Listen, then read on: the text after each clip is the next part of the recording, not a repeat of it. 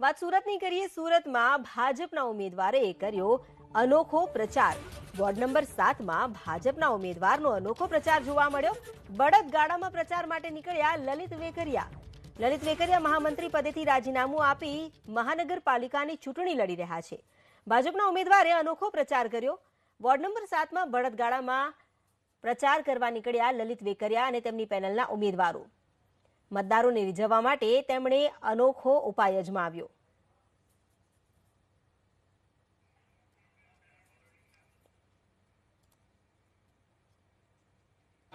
સુરત મહાનગરપાલિકાની ચૂંટણીને લઈને નિત નવા અત્યારે જે પ્રચાર છે જોવા મળી રહ્યા છે।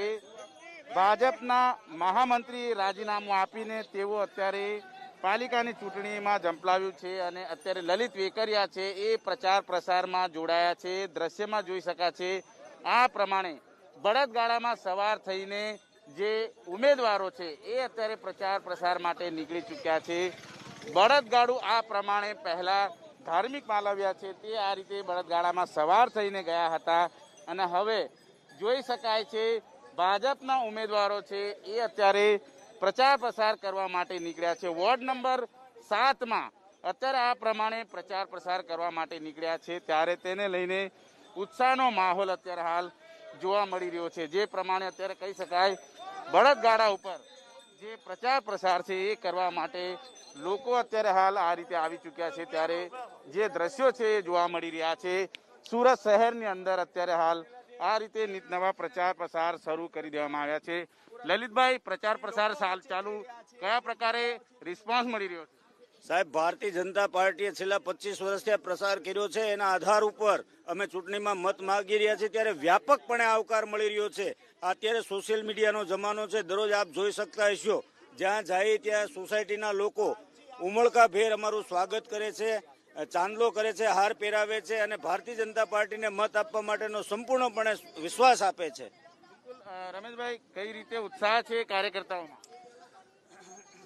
કાર્યકર્તાઓમાં તો ઉત્સાહ ઘણો છે કારણ કે અમારા આદરણીય પ્રદેશ પ્રમુખ શ્રી જે પેજ કમિટીનું કામ સોંપ્યું હતું એમાં લોકો તરફથી વિસ્તારમાંથી જે રિસ્પોન્સ મળી રહ્યો હતો એની પરથી અમારો ઉત્સાહ અનેક ગણો વધી ગયો છે।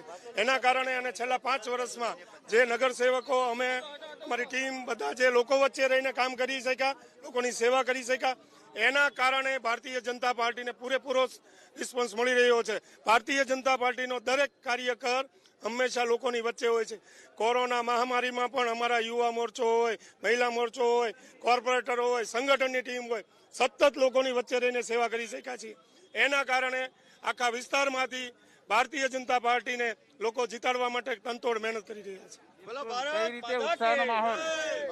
તમે જોઈ રહ્યા છો કે સમગ્ર કતારગામ વોર્ડ નંબર 7ની ભારતીય જનતા પાર્ટીની ટીમ અને શુભેચ્છક મિત્રો સાથે આજે જ્યારે છેલ્લા દિવસો પ્રચારના ચાલી રહ્યા છે ત્યારે સમગ્ર પેનલના સમર્થનની અંદર જ્યારે લોકોની વચ્ચે જઈ રહ્યા છીએ ત્યારે સામેથી આવકાર પણ એટલો જ જબરજસ્ત મળી રહ્યો છે અને ભારતીય જનતા પાર્ટીની સમગ્ર પેનલ વોર્ડ નંબર 7માં સુરત શહેરમાં નંબર 1ની લીડનો વિશ્વાસ જે અમને છે એ ચરિતાર્થ થઈ જશે। બિલકુલ જોઈ શકાય છે અવનવા અત્યારે હાલ પ્રચાર પ્રસાર શરૂ થઈ ચૂક્યા છે।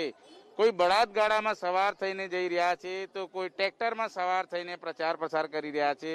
સુરતમાં ચૂંટણી પ્રચારનો જંગ છે જામી ચૂક્યો છે અને ઉમેદવારો પણ અત્યારે હાલ પોતાના વિસ્તારમાં પ્રચાર પ્રસાર જોરશોરથી કરી રહ્યા છે। કેમેરામેન રાકેશ પાનવાલા સાથે ધનરાજ બાગલે, એબીપી અસ્મિતા, સુરત।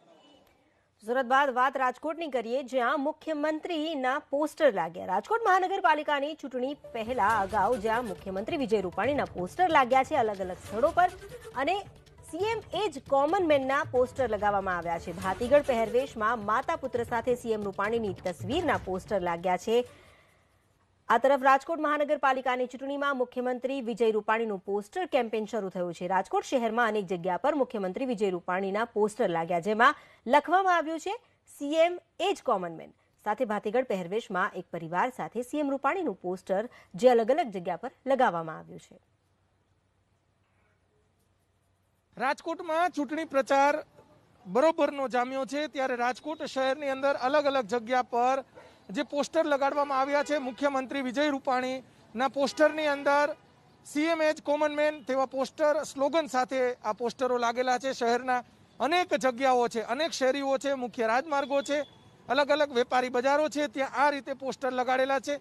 ભાજપ, કોંગ્રેસ અને આમ આદમી રાજકોટની અંદર કાટેકી ટક્કર છે. 18 વોર્ડની અંદર જોરશોરમાં પ્રચાર ચાલી રહ્યો છે. ત્યારે મુખ્યમંત્રી વિજયભાઈ રૂપાણી છે તેમનું જે અહીંયા ચૌધરી હાઈસ્કૂલ છે તેની બાજુમાં જ જે અલગ અલગ પોસ્ટરો લગાડેલા છે.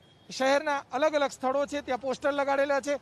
પહેલાના સમયમાં જ્યારે નવી ફિલ્મો આવતી હતી ત્યારે ઠેર ઠેર જે દિવાલો પર આ રીતે પોસ્ટરો લાગતા હતા, પરંતુ ચૂંટણી સમયે જોઈ શકાય છે કે એમ્બોસ કરેલા જે પોસ્ટર છે તે લાગેલા છે. પોસ્ટરની અંદર સીએમ એજ કોમન મેન અને એક માતા અને પુત્ર છે તેને પણ દર્શાવવામાં આવ્યા છે.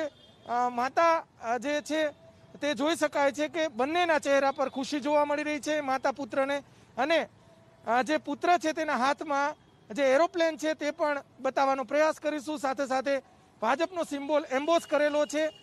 જે પ્રધાનમંત્રી નરેન્દ્ર મોદી અને જે અમિત શાહ બંને જોઈ શકાય છે કે આ રીતે પોસ્ટરની અંદર છે. મુખ્યમંત્રી વિજયભાઈ રૂપાણી છે તેમનો ફોટો મોટો કરવામાં આવ્યો છે. ઓવરઓલ વાત કરવામાં આવે તો ઠેર ઠેર આ રીતે પોસ્ટરો લાગેલા છે, જેને લઈ અને કહી શકાય કે ચૂંટણીની અંદર જે ભાજપ છે તે એડી ચોટીનું જોર અને મુખ્યમંત્રીના જે કામો અને મુખ્યમંત્રીની જે છબી છે તે લોકો સુધી પહોંચાડવા માંગતા હોય તે રીતનું કેમ્પેન રાજકોટમાં જોવા મળી રહ્યું છે. કેમેરામેન મોહિત લાઠિયા સાથે પરાક્રમસિંહ જાડેજા, એબીપી અસ્મિતા, રાજકોટ.